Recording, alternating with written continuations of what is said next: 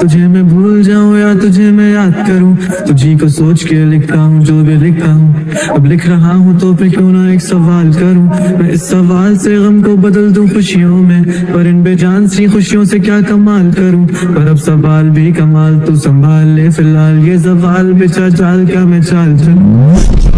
तू अपनी मैं तुझे पहचान लूंगा, मैं अपनी महफिलों में तेरा ही नाम लूंगा।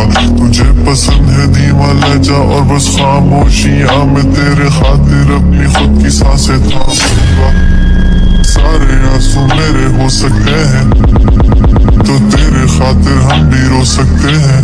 मेरे खातिर मेरे रोने पर अब तुम बस हंसे ना एक बार, तेरी मुस्कुराहट के पीछे हम सब कुछ हो सकते हैं। मेरी मोहब्बतों का कोई हिसाब नहीं है, तो तेरी आंखों में मेरे लिए कोई ख्वाब नहीं है। तुझे क्या ही करूं गमज़दा अब जाने दे,